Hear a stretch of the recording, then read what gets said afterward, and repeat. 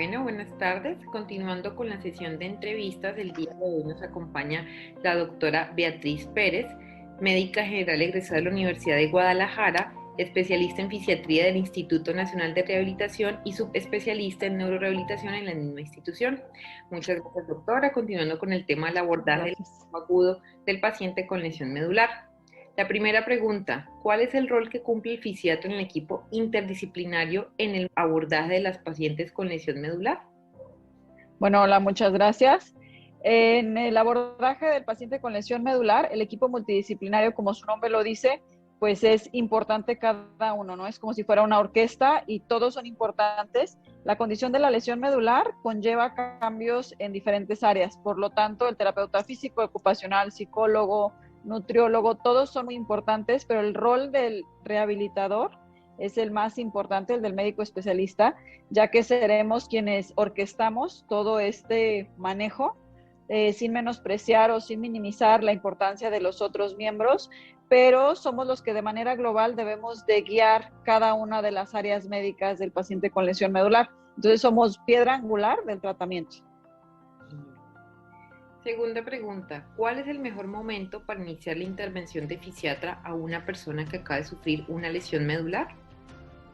Bueno, idealmente debiera ser desde un inicio. En distintos países hay diferentes protocolos. En México, al terapeuta físico, igual que al médico especialista en medicina de rehabilitación, no se le involucra hasta que el paciente no ha salido de la fase aguda, es decir, de la fase quirúrgica. En el Instituto Nacional de Rehabilitación, donde tuve la fortuna de hacer mi especialidad y más tarde mi subespecialidad, y ahora en la actualidad en la práctica privada, la manera como lo manejamos es desde un inicio empaparse y conocer cómo sucedió, cuál fue la etiología de la lesión medular y empezar a hacer medicina preventiva en ese paciente. Obviamente una vez que está estable después de su manejo quirúrgico, si es que lo requirió, o de que haya salido de la fase de choque. ¿Cuándo se debe realizar la evaluación de la ASIA o la ISNCSCI? ¿Y cuál es la importancia de realizarla?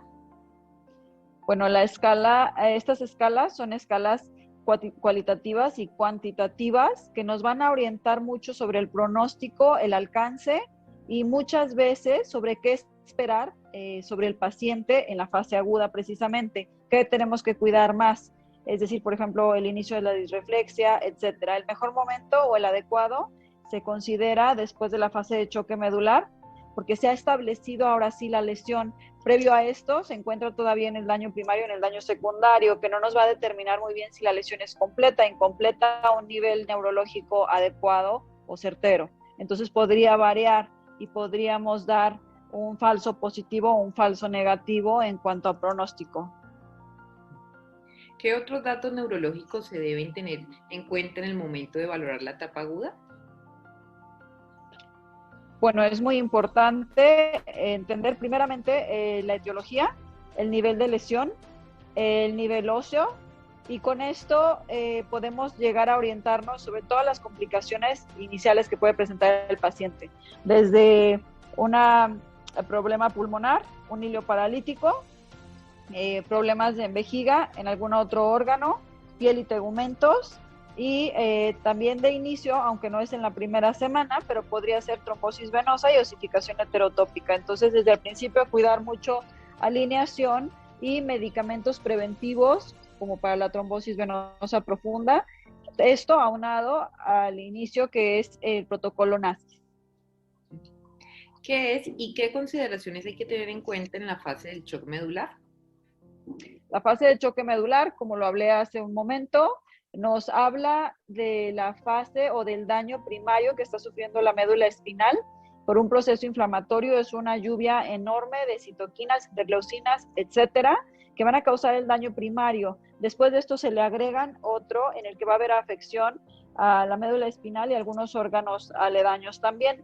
La importancia de que el paciente llegue a concluir esta fase radica en el que vamos a poder establecer, como dijimos, con nombre y apellido la lesión medular y de esta manera poder llegar a un pronóstico. ¿Cómo sabemos nosotros que la fase de shock medular ha finalizado? Nosotros, por lo general, debemos de revisar al paciente diariamente. ¿sí? Para ver si ha vencido la fase de shock medular, y esta concluye pocas veces, y desde que yo estoy en este camino, me ha tocado ver solo 2 veces el reflejo plantar retardado, que es el primero que aparece.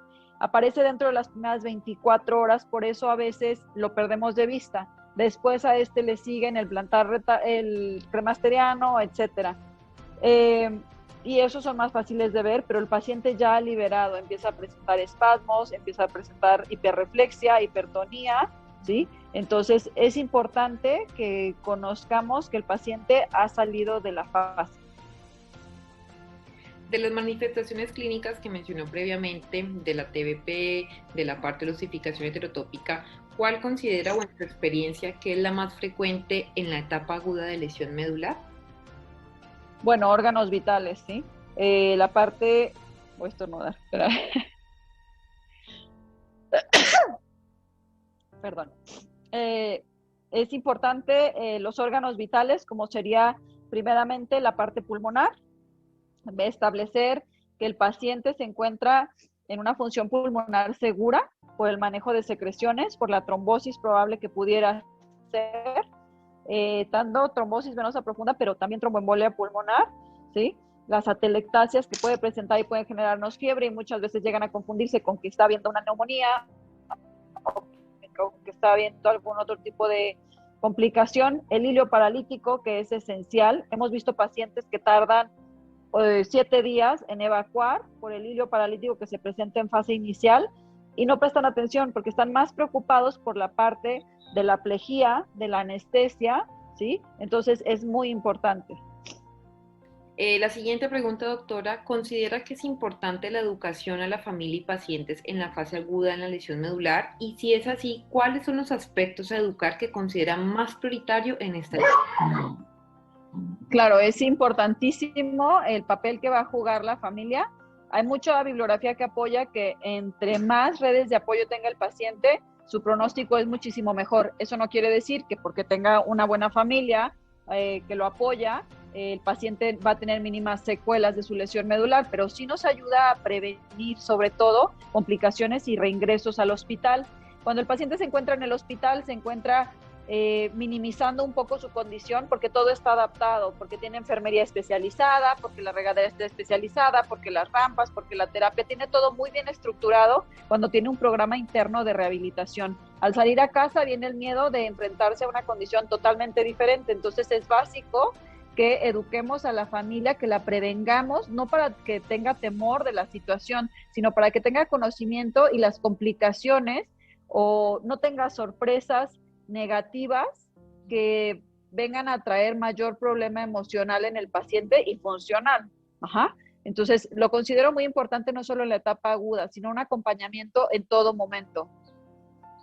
Y en cuanto a la prioridad de educación, ¿cuál considera en su experiencia que debe ser lo más importante o principal en esta etapa aguda?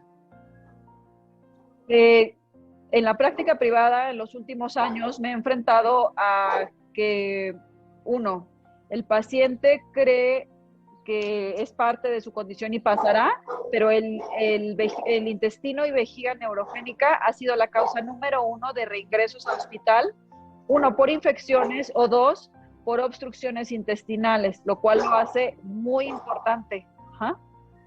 Muy bien, doctora. Y por último, aunque ya no lo ha venido contando, ¿qué considera o qué tan importante es una buena comunicación y un abordaje multidisciplinario en esta etapa aguda?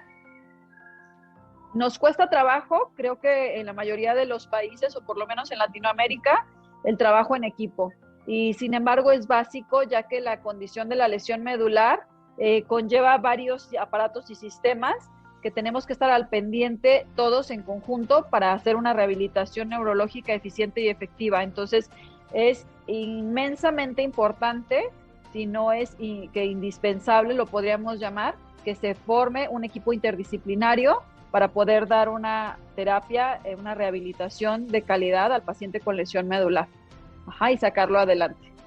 Bueno, doctora, muchísimas gracias. Gracias por A su ti. excelente intervención y espero con todos estos aportes poder seguir creciendo en este ámbito y en esta pasión de pacientes con lesión medular. Muchas gracias. Bye bye.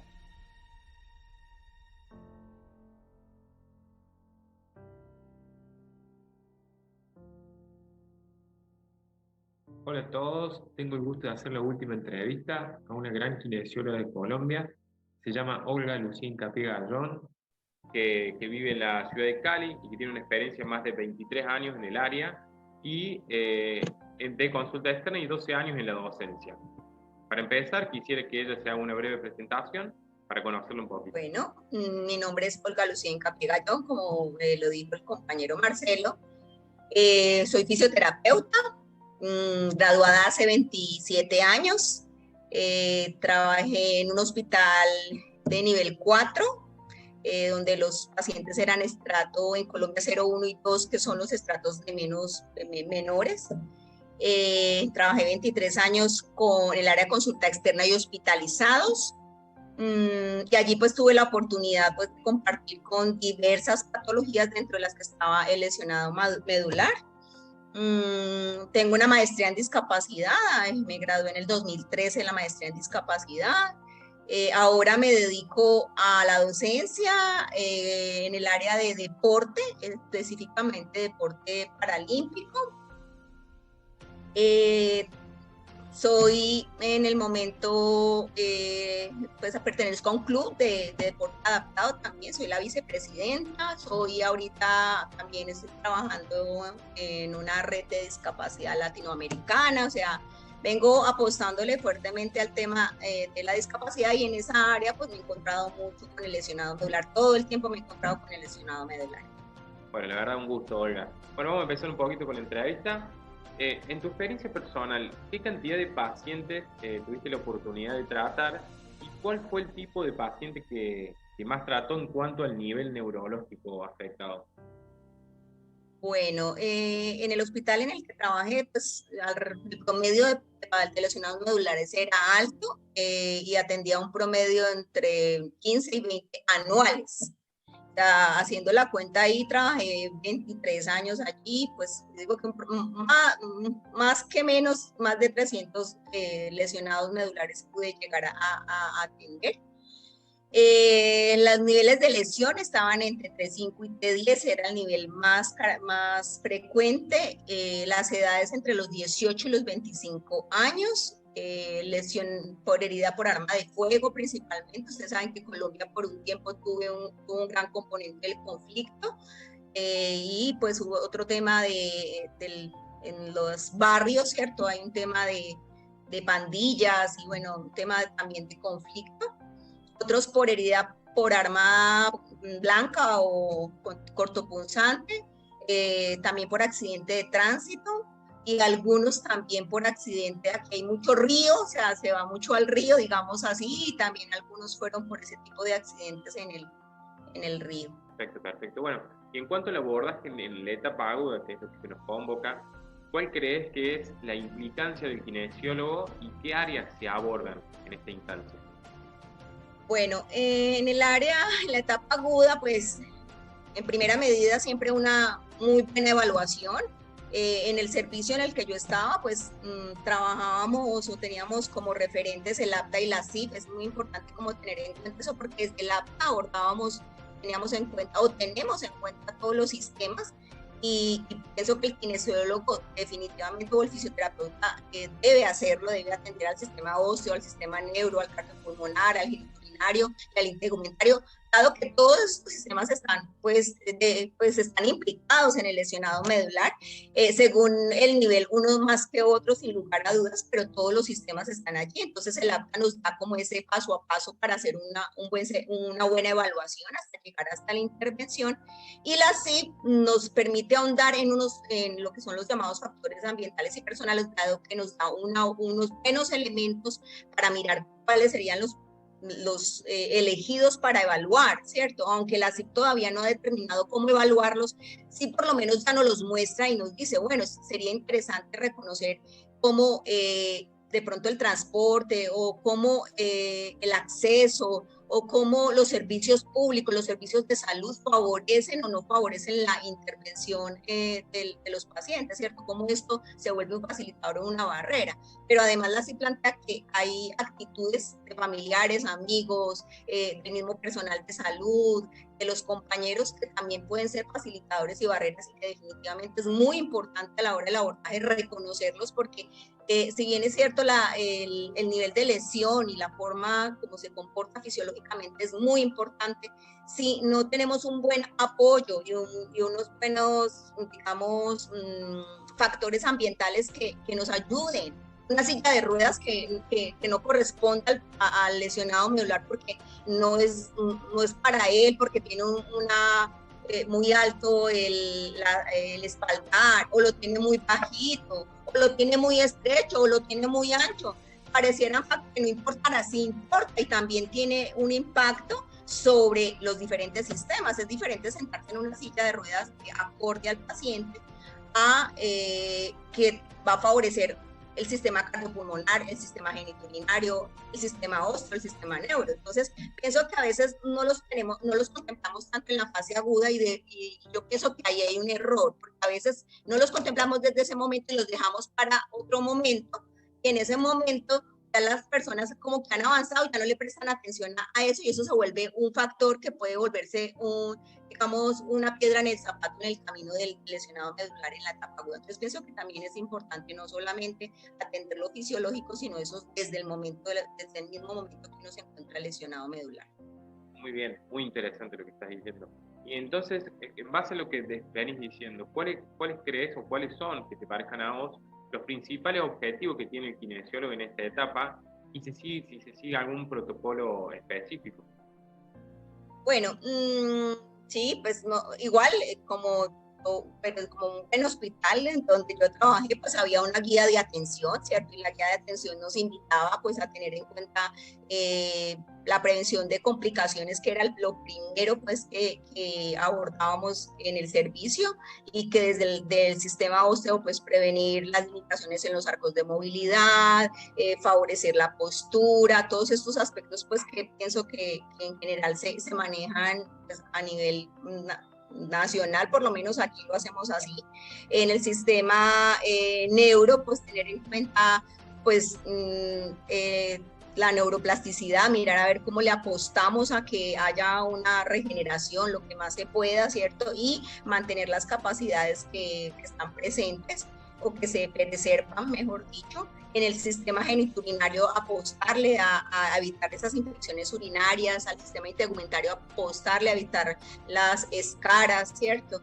Definitivamente la educación se vuelve en un objetivo primordial en esta etapa aguda, donde no solamente la persona que tiene la lesión medular debe ser orientada, sino que hay que orientar a sus familias, ¿cierto? Y a las personas que están involucradas con ellos. Si de pronto es un niño, por ejemplo, que está en un colegio, hay que también de pronto buscar los caminos para que esos profesores y esos compañeritos apoyen ese proceso. Pienso que ahí también es una apuesta que de pronto a veces nos quedamos cortos los fisios porque pensamos que no es nuestra responsabilidad, pero en mi experiencia me funcionó bien. Yo sí me atreví a hacer las llamadas correspondientes en el momento que correspondió para poder definitivamente tuvieran una buena red de apoyo y se lograra desde ese momento ese acompañamiento, y pues se lograra al final el objetivo, que es de verdad la autonomía, que vuelvan a vivir, que vuelvan a trabajar, a estudiar, que vuelvan a ser feliz, que se dé cuenta desde el principio que la vida no se acabó, que de pronto es un nuevo inicio, que a lo mejor lo puede llevar a cosas hasta más grandes. Yo he tenido en este momento deportistas que han ganado medallas y que dicen: lo que mejor me pudo haber pasado en la vida es mi lesión medular. La adoran, la abrazan, la cogen, y pienso que ahí es donde uno dice: bueno, ya entendimos que usamos el camino adecuado, porque lo que se dieron cuenta es que es otra posibilidad, y ya, pero eso hay que mostrársela desde el principio, porque si no, eso va cogiendo como fuerza y así se nos van yendo, y cuando menos nos damos cuenta ya es imposible ir al pasado y borrar esas malas experiencias del tratamiento. La verdad que la educación es muy importante, comparto con vos. Y ahí te hago otra preguntita de que muchas veces cuando una persona tiene una lesión medular, lo primero que se pregunta es si va a volver a caminar, si va a poder hacer las cosas que hacía antes. Entonces, creo que es una de las primeras preguntas con las personas que más pasa, de los profesionales, en ese momento. Entonces, ¿cómo abordás ese tema? Bueno, el tema de definitivamente es la primera pregunta. Doctora, voy a volver a caminar, y la respuesta es, mi respuesta era, bueno, primero tienes que concientizarte que lo que vienes es a trabajar para un objetivo, ¿cierto? Y el objetivo es lograr lo que más podamos, y también depende de lo que tú quieras. ¿Qué quieres? Yo quiero volver a caminar. Hagámosle, trabajémosle, no nos apresuremos, esperemos que el tiempo nos dirá qué va a pasar. Ahorita trabajemos. Yo pienso que esa es como la respuesta cuando voy a volver a caminar, porque apresurarse en una etapa aguda, decir que va a caminar o no va a caminar, pues nos podemos equivocar, y pienso que eso ha pasado muchas veces. Por un lado. Otro lado, es importante también, igual, decirle la verdad. O sea, tú sabes lo que te pasó, tú sabes la gravedad de tu accidente o del evento que tuviste, entonces eso no lo podemos desconocer. Yo lo que sí puedo decirte es que va a ser diferente. Eso sí, va a ser diferente la forma en que vas a asumir la vida de aquí en adelante. Pero hay que intentarlo, y hay que hacer todo lo que sea posible para que logres y vuelvas a hacer lo que tú quieres hacer. Y el otro tema es como, ¿qué quieres hacer? No es que yo quiero estudiar, vamos a estudiar, es que es posible. Quiero practicar un deporte, también es posible. O sea, siempre buscarle como las posibilidades para que en esa forma se logre como mantener ese enfoque, esa motivación, que le invite todos los días a hacer el máximo y para lograr los objetivos del tratamiento. Entonces pienso que no es solamente, es salirse también un poco de lo cerrado que puede ser solamente el hecho de la lesión medular. Perfecto. El hecho médico, pues. Comparto con vos. La verdad que esto, lo que hablábamos un ratito antes, del empoderar, de la autonomía, que no es independencia moverme, sino es independencia y autonomía, poder tomar las propias decisiones por uno mismo. Entonces, la verdad que comparto con todo lo que decís. Vamos un poquito más específico ahora, con lo que respecta al tratamiento motor, sería. O sea, ¿cuáles son los criterios que utilizan o que han utilizado para abordar la lesión medular? Y si hay diferencias en cuando llega antes de la cirugía y después de la cirugía, que muchas veces pasa la cirugía. Bueno, pues en el servicio donde trabajé, el lesionado medular que pues tenía la oportunidad de ser llevado a intervención quirúrgica para que le pusieran unas barras o para que le lograran que la columna quedara estable, pues se permitía como un tratamiento más agresivo desde el inicio, ¿cierto? Se llevaba más rápido, pues teniendo en cuenta pues las recomendaciones del médico y del nivel de lesión. Se lograba llevar más rápido a la posición sedente y en lo posible a la posición bípeda, ¿cierto? Porque pues teníamos seguridad de que esa columna estaba segura para hacer pues esas transiciones. Mientras que el lesionado medular que no, pues que por el evento o por las circunstancias no se le hacía cirugía, pues allí sí era, pues en el servicio donde yo trabajé eran muy conservadores. De hecho, pienso que se tardaban bastante, un mes, más o menos alrededor de un mes y medio para como ordenar, ¿cierto? Esos cambios o esas transiciones más agresivas al sedente y al bípedo. Pues igual lo que se trabajaba era los cambios de posición para prevenir las escaras, el mantener arcos de movilidad, el trabajar el tema del tono muscular, ¿cierto? La parte de neuro, mantenerla como estable, el tema de la parte de geniturinaria con enfermería, pues hacer los debidos cateterismos y la hidratación de la piel. En la parte respiratoria, teniendo en cuenta el nivel, pues allí es importante pues la higiene bronquial. En los casos de los chicos que tenían traqueostomía, pues la correspondiente fisioterapia respiratoria con todo el tema de ejercicios respiratorios y las ayudas, el ventilador. Todos esos aspectos pues son tan importantes que hacen parte pues de nuestro trabajo como fisioterapeutas o kinesiólogos. Pero pues la diferencia marcada estaba en que uno permite pues como ser más agresivo más, y la otra, pues en nuestro servicio requería un tiempo mayor de esperar pues como a que se resolviera el shock medular, la inflamación bajara, y pues pudiésemos estar más seguros de qué podíamos hacer realmente teniendo en cuenta las evaluaciones con las ayudas diagnósticas. Muy bien, y me quedo con lo que dijiste también de llevarlo al sentado y llevarlo al bípedo, digamos. Entonces, te pregunto, ¿qué progresión hacen ustedes o hacían en cuanto a la bipedestación? Y en una parte también dijiste del abordaje respiratorio. Me encantaría saber cuáles eran las diferencias más significativas que observabas en cuanto al nivel de lesión. O sea, la bipedestación y sentado y la parte respiratoria. Bueno, pues voy a arrancar ¿no? del nivel más alto al nivel más bajo y no al revés. El nivel más bajo, o sea, digamos de 10 para abajo, rápidamente lo llevábamos a hacer estación y en la mesa de bipedestación lográbamos llevarlo a tolerancia del paciente. Voy a ser honesta, de pronto la literatura nos habla de 30 a 45 grados y llevarlo hasta la posición bípeda teniendo en cuenta esas respuestas vagales, que el mareo, que el vómito, bueno, que todas esas cosas que pasan en el paciente cuando uno lo lleva muy rápido a bipedestación después de un tiempo de estar en decúbito.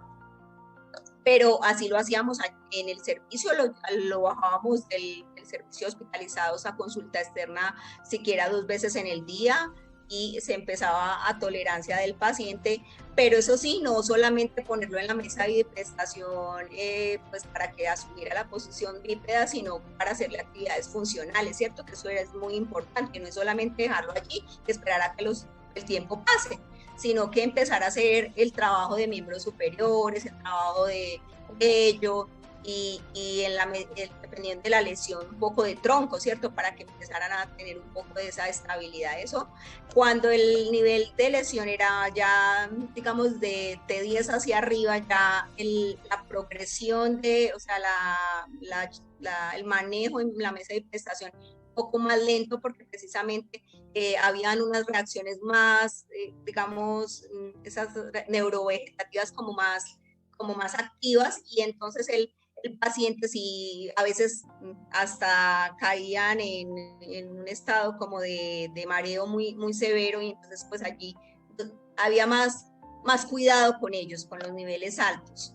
Pero sin embargo, pues gracias a Dios teníamos como esa opción allí, y siempre la usábamos, ¿cierto? Siempre usábamos la mesa de bipedestación como un elemento como que muy favorecedor de la prevención de complicaciones a nivel cardiorrespiratorio, a nivel circulatorio, nos ayuda a que rápidamente lo motor que tiene no se pierda, y si podemos hacer algo de reconexión también rápidamente se logra. Y pues el servicio le apostaba bastante al tema de llevar a la bipedestación lo más pronto posible. Y bueno, dentro de lo que me inventé cuando era que en la medida que iba pasando el tiempo, en el servicio que yo trabajaba había un lugar que tenía unas barritas, como unas, digamos, es que era como un parqueadero, entonces había como unas barritas. Y yo llevaba a todos los pacientes cuando podía, cuando ya llevaban 1 mes, 2 meses, 3 meses ya de trabajo, o sea, todavía es etapa subaguda, digámoslo así. Y los ponía a que se agarraran de las barritas, y cada uno iba logrando un poco de bipedestación. Todos eran alrededor de 10, 12 pacientes que logramos manejar de 8 a 10 de la mañana. Quisiera en algún momento, si quieres, una foto para que los veas a todos parados diciendo hola. Y algunos lograban un poco más, otros menos, y pues los amarrábamos con sábanas y los mantenía, y logramos que muchos estuvieran ahí compartiendo la bipedestación, y lo gozaban pues mucho, porque se sentían, además que sentían que otros tenían las mismas dificultades, y el compartir la lesión medular también fue un tema que favoreció los procesos, ¿no? Porque uno sentir que es el único que tiene lesión medular, de pronto no es tan chévere, pero cuando compartes con otros que tienen las mismas problemáticas, no solamente de salud, sino también en lo económico, también en lo social, también en sentirse solos, bueno, en el dolor de haber perdido la posibilidad de la marcha, pues cuando uno se acompaña en eso, pues pienso que los procesos también son muy importantes y de pronto eso no lo habíamos nombrado, pero pienso que eso también fue un facilitador de los procesos en el servicio que yo trabajé, que yo trabajaba con varios a la vez, entonces ellos se contaban sus experiencias, eso también fue positivo, desde la etapa aguda. Muy bien. Y en cuanto, también que lo has nombrado un poquito, en cuanto a las problemáticas o complicaciones de tu práctica, ¿cuáles eran las más frecuentes que veías? Bueno, pues sin lugar a dudas hay unas que son, pienso que para todos son reiterativas y pues que pienso que se pueden prevenir y que se lograba, como eran las úlceras por presión, como eran las infecciones urinarias, esas dos eran las más grandes. Sin embargo, hay una que siempre me llamó la atención, eran los dolores neuropáticos en las lesiones incompletas. Entonces siempre me pareció como muy importante también dentro de la evaluación reconocerlas, porque cuando uno la reconoce en la etapa inicial, pues se puede dar cuenta que se puede enfrentar en algún momento, ¿cierto? Si usted se encuentra con una lesión centromedular anterior o posterior, o un bronquiectasis, pues esas lesiones incompletas tienen de positivo que a lo mejor muchas de ellas logran una marcha, pero tienen en contra esos dolores neuropáticos que también en algún momento retrasan los procesos de rehabilitación y pues hacen que los pacientes hasta no vayan a terapia por largos periodos. Como les digo, el hospital era estrato 0, 1 y 2, el acceso a los medicamentos para el manejo del dolor no era sencillo, pasaban a veces hasta 15 días sin el medicamento, esos 15 días los pacientes no iban a terapia y pues irse para atrás, sabemos que se da un desacondicionamiento muy rápido en una persona que no tiene lesión medular, en un lesionado medular, pues el desacondicionamiento es todavía más rápido, o sea que lo que ganamos en una semana, esos 15 días que no iba, se perdía, ¿cierto? Eso hacía que los tratamientos pues fueran un poco a veces más largos, además de que las drogas a veces también eran muy fuertes y le generaban otros efectos adversos como también lo que era el mareo o la somnolencia, entonces también inapetencia, entonces si no comían y llegaban a la terapia pues que no le dio hambre porque la droga le quitaba el apetito, pues entonces se empezaban los ejercicios, la intensidad del ejercicio y pues también se descompensaban porque no se habían alimentado correctamente, ¿cierto?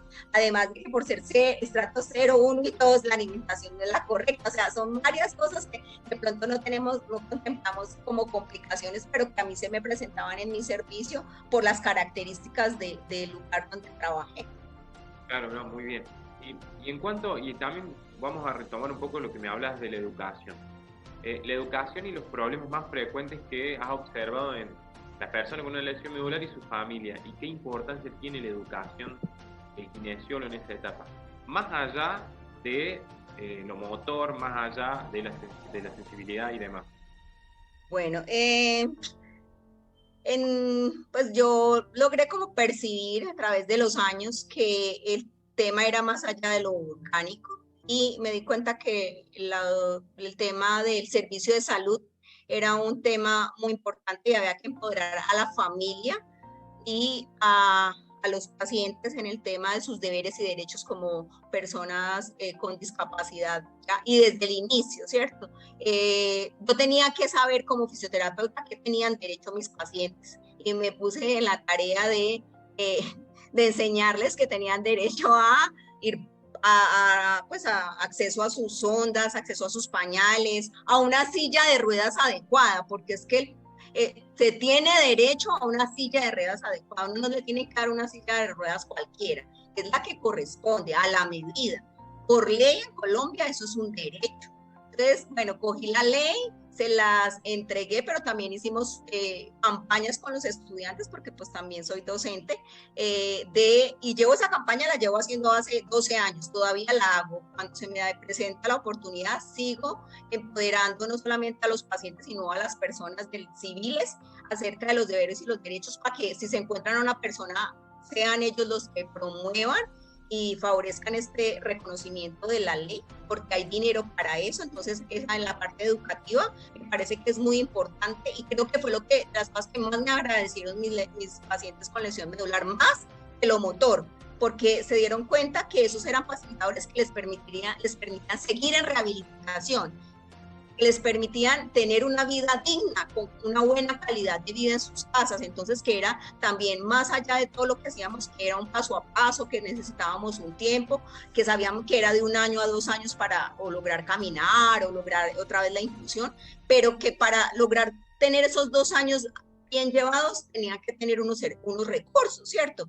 Y que había, y créame, voy a ser sincera que tuve problemas, me llegaron a decir que yo empoderaba a mis pacientes y que como que porque claro, llegaba al médico y le decía, yo tengo derecho a esto, hágame el favor y me lo pone en la fórmula porque la ley dice esto y esto y esto, y entonces, oiga, ¿qué te está pasando? ¿Por qué estás por qué estás empoderando a tus pacientes de esa manera? Llegan a ser exigentes y yo no estoy haciendo nada malo, yo les estoy diciendo que lean la ley y ellos lo están leyendo y ya el resto es un tema que se da solito, yo no los estoy mandando a que peleen con ustedes, ¿no? Les estoy mandando a que lean la ley, ya el resto.